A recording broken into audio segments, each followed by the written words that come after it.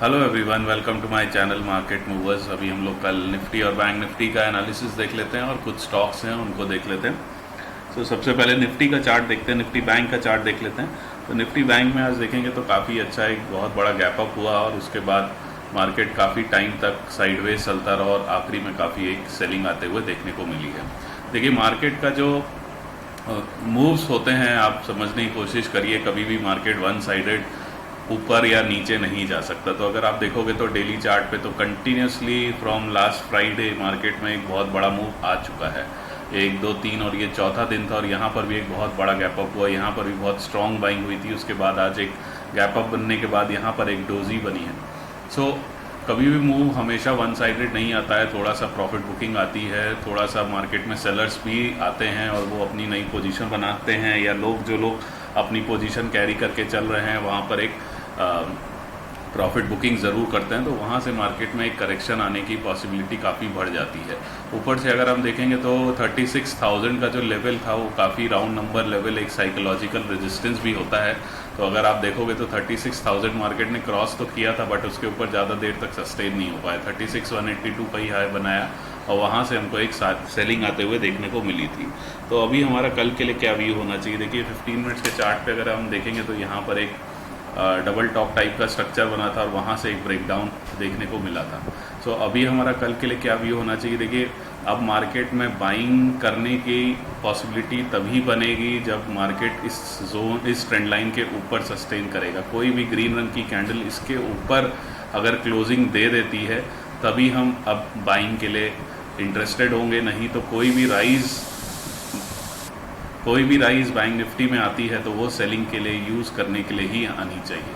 मान लीजिए लेकिन कल अगर बैंक निफ्टी फ्लैट खुलता है, फ्लैट मतलब आज की जो क्लोजिंग है 35,972 के उसके आसपास कहीं खुलता है और खुलने के बाद आज का लो ब्रेक कर देता है, 35,870 को क्रॉस कर देता है, तो आप वहाँ पर अपनी सेल की पोजीशन बना सकते हैं। हमारा जो टारगेट होगा वो 35,750, 35,700 और 35,650 के आसपास हमारा कॉरेस्पॉन्डिंग टारगेट्स होंगे। मान लीजिए कोई गैप अप आ जाता है और इस ट्रेंड लाइन के आसपास हमको अगर बैंक निफ्टी खुलते हुए दिखता है 36,120 के आसपास, और वहाँ पर अगर कोई भी रेड रंग की बेरिश कैंडल मिलती है या कोई बेरिश प्राइस एक्शन मिलता है, डबल टॉप टाइप का स्ट्रक्चर मिलता है जैसे यहाँ पर मिला हुआ है, इसी तरीके का कोई स्ट्रक्चर 5 मिनट्स पे या 15 मिनट्स पे आप अपने रिस्क एपेटाइट के हिसाब से अगर आपको मिलता है तो वहाँ पर जैसे ही वो ब्रेक होता है आप वहाँ पर फिर से अपनी सेल की पोजीशन बना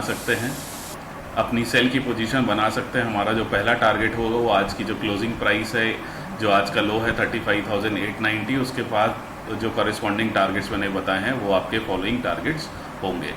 मान लीजिए बहुत बड़ा गैप डाउन खुल जाता है तो गैप डाउन में हमारे लिए पॉसिबिलिटी यही होगी कि मार्केट जो है वहाँ पे अगर कुछ बुलिश प्राइस एक्शन बनता है तो हम थोड़ा बहुत बाइंग की कंडीशन बना सकते हैं, लेकिन मैं थोड़ा सा इंटरेस्टेड कम रहूँगा बाइंग जोन पे, क्योंकि अभी मार्केट थोड़ा सा सेलिंग मोड में है और थोड़ा सा हमको करेक्शन और आते हुए दिख सकता है। मेरा जो लास्ट जोन है वो 35,650 के आसपास मैं एक्सपेक्ट कर रहा हूँ, बैंक निफ्टी वहाँ तक हमको जाते हुए दिख सकता है। उसके बाद ही अगर हमें कोई बुलिश प्राइस एक्शन मिलता है तो ज़रूर मैं एक बाई की कंडीशन सोच सकता हूँ, नहीं तो फिलहाल अगर सेलिंग के बारे में ही मेरा व्यू ज़्यादा रहेगा। सो ये मेरा बैंक निफ्टी का व्यू है। अभी हम लोग निफ्टी का व्यू देख लेते हैं। सो निफ्टी में भी सेम स्ट्रक्चर निफ्टी में भी अगर आप देखोगे तो निफ्टी में भी कुछ बैंक निफ्टी की तरह ही सेम स्ट्रक्चर में बना था, और निफ्टी में भी अगर आप डेली चार्ट देखोगे तो कंटिन्यूसली बहुत 3-4 today was the 4th day, आज चौथा दिन यहाँ पे कंटिन्यूसली बाइंग आते हुए देखने को मिली थी। एक बहुत बड़ा गैप अप हुआ और वहाँ पर एक आपको स्मॉल कैंडल देखने को मिली है। सो बैंक निफ्टी में भी अगर आप देखोगे तो यहाँ पर भी एक डबल टॉप टाइप का स्ट्रक्चर ब्रेक हुआ था, उसके बाद एक काफ़ी शार्प सेलिंग आते हुए देखने को मिली है। तो निफ्टी में भी बाइंग की कंडीशन अभी फिर से तभी बनेगी जब ये आज का जो हाई है 16,588, इसके ऊपर कोई कैंडल क्लोजिंग दे देती है, तभी मैं बाइंग की कंडीशन में इंटरेस्टेड होऊंगा। और अभी फ़िलहाल सेलिंग का व्यू है। तो अगर कल मार्केट फ्लैट खुलता है, निफ्टी फ्लैट खुलता है आज की क्लोजिंग प्राइस के आसपास और खुलने के बाद आज का लो तोड़ देता है 490, तो मैं यहाँ पर अपनी सेल की पोजीशन बनाने में इंटरेस्टेड हूँगा। मेरा जो टारगेट्स होंगे वो 16,450 और 415 के टारगेट्स निकल कर आएंगे। यहाँ तक कोई भी गैप अप खुलता है 16,000 जो आज का हाई है, इसके आसपास भी अगर गैप अप खुलता है, वहाँ पर भी आपको रेड रंग की कैंडल या बेरिश प्राइस एक्शन मिलता है, तो वहाँ पर आप फिर से अपनी सेल की पोजीशन बना सकते हैं। आज की क्लोजिंग प्राइस हमारा टारगेट होगा दूसरा, और फॉलोइंग टारगेट जो मैंने अभी बताए हैं वो हमारे नेक्स्ट टारगेट्स होंगे। एक पॉसिबिलिटी ये हो सकती है कि कल एक्सपायरी है, तो अगर कल गैप अप खुलने के बाद अगर मार्केट यहाँ पे काफ़ी टाइम तक अपना टाइम स्पेंड करता है 16,590 के आसपास, बहुत देर तक टाइम स्पेंड करता है, तो एक पॉसिबिलिटी हो सकती है कि फिर यहाँ से अगर जैसे ही ब्रेकआउट मिलेगा, आप इस स्विंग के लो के स्टॉप लॉस लेकर वहाँ पर अपनी बाइंग की कंडीशन बना सकते हैं। बट यहाँ पर काफ़ी टाइम स्पेंड करना चाहिए। ऐसा नहीं है कि 5-10 मिनट बस निफ्टी ने एक कैंडल बनाई और उसके बाद वापस नीचे आ गया, तो वह ऐसी कंडीशन नहीं होनी चाहिए। यहाँ पर टाइम स्पेंड करना चाहिए निफ्टी को काफ़ी देर तक, आधा 1 घंटा 2 घंटा। उसके बाद अगर इसको ब्रेकडाउन देता है, ब्रेकआउट देता है, तो मैं तब ज़रूर इसमें इंटरेस्टेड होऊंगा बाइंग की कंडीशन में। अदरवाइज़ मेरा जो ओवरऑल व्यू है अभी नेगेटिव ही है, और निफ्टी को मैं 16,415 तक एक्सपेक्ट करता हूँ, जब तक ये आज का जो हाई है वो ब्रेक नहीं हो जाता है। मान लीजिए अगर गैप डाउन हो जाता है, तो गैप डाउन में थोड़ा सा प्राइस एक्शन देखने के बाद ही डिसाइड करूँगा कि आगे क्या करना है। सो ये मेरा निफ्टी और बैंक निफ्टी का व्यू।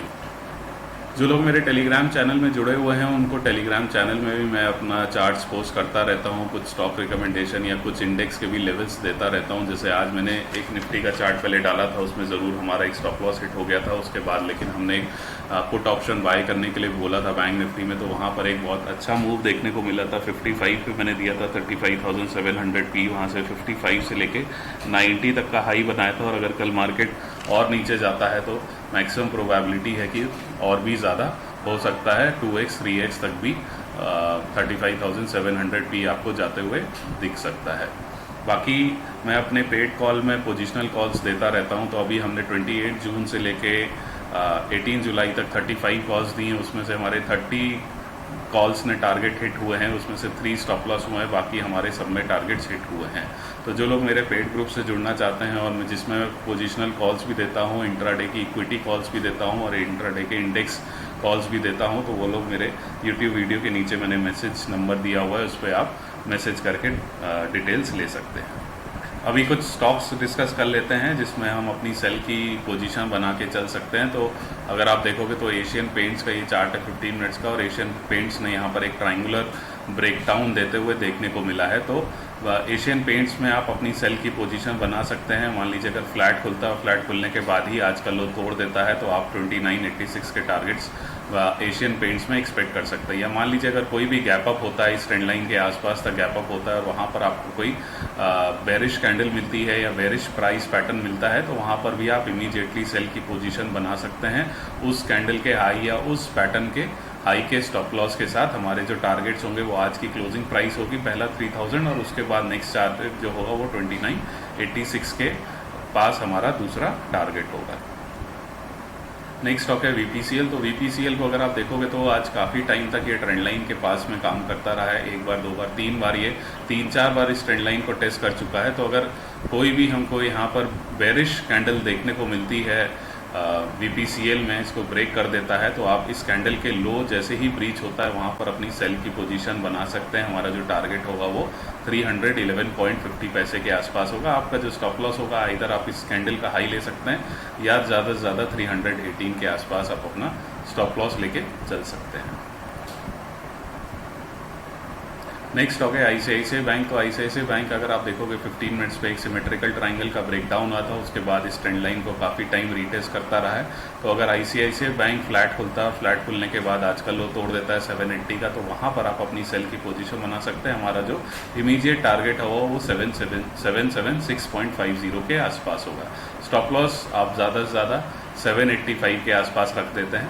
या मान लीजिए कोई भी अगर गैप अप आ जाता है इस ट्रेंड लाइन के आसपास, यहाँ पर आ जाता है 785 के आसपास आता है, और वहाँ पर आपको फिर से कोई बेरिश कैंडल या बेरिश प्राइस एक्शन मिलता है, तो जैसे ही उसका लो टूटता है आप फिर से उसके हाई के स्टॉप लॉस के साथ वहाँ पर अपनी सेल की पोजीशन फिर से बना सकते हैं। हमारा जो फर्स्ट टारगेट होगा वो आज की क्लोजिंग प्राइस होगा 781 के आसपास, और दूसरा टारगेट जो होगा वो 776.50 के आसपास होगा। तो ये मेरे कुछ स्टॉक्स हैं और इंडेक्स का मैंने व्यू आपको दे दिया है। तो वीडियो अच्छा लगे तो भी इसको लाइक करिए, शेयर करिए, सब्सक्राइब करिए। देखिए मैं इसमें काफ़ी हार्ड वर्क करता हूँ इन स्टॉक्स को निकालने के लिए, एनालिसिस करने में, तो आपके मोटिवेशन मुझे ज़रूर चाहिए, जिसमें आपका लाइक्स और सब्सक्रिप्शंस और व्यूज़ ज़रूर होने चाहिए, जो कि काफ़ी कम थे कल के वीडियो में। तो प्लीज़ इसको लाइक करिए, शेयर करिए, सब्सक्राइब करिए। Thank you so much.